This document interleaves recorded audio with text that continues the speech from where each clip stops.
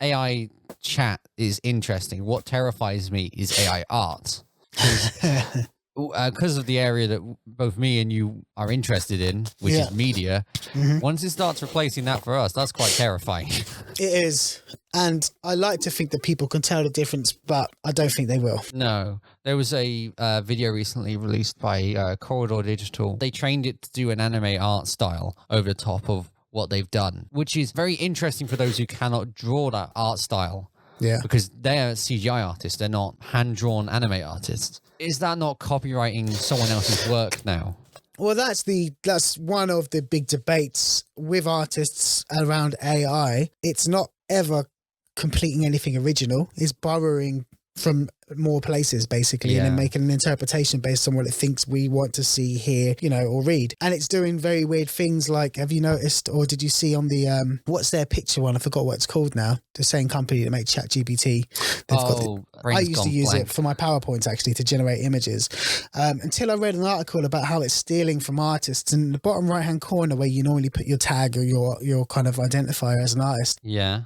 It's blurring images to get rid of those pieces because it knows it's not its own art. And there's a sequence of images they showed of like hundreds of images where it's kind of tried to scribble it out, basically.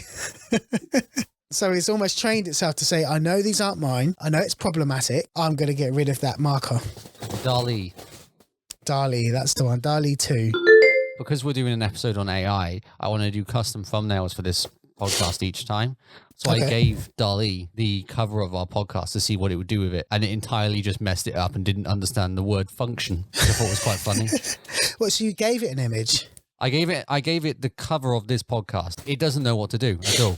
It kind of just freaks out. And it would put like double I's, double O's, bind them together. One of the limitations was it can't generate words. So it generates weird kind of things that look like letters but aren't really letters. And there's a debate that I agree with that AI should exist to get rid of all of the mundane tasks that humans have to do. But it shouldn't exist to replace the creative, fun things that we do to enjoy. I've kind of made a rule with PressRed that I wouldn't talk about anything political, but I'm intrigued on what, if you had an AI try and figure out how it would run the country, what would it do? What would it cut out and what would it keep? It'd be I imagine it being very harsh, but it would get it done, I imagine. I heard Bernie Sanders, is that his name?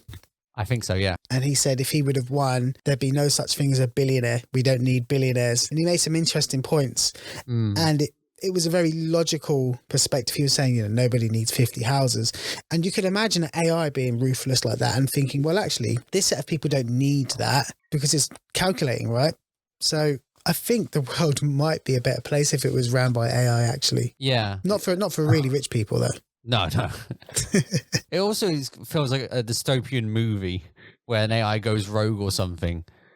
Yeah, I don't think that's... iRobot, Terminator, you name it. Yeah.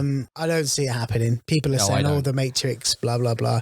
It's just not. It's not in the interest of the people that are buying these companies out, No. I mean, it would involve the wiping out of themselves as well. Exactly.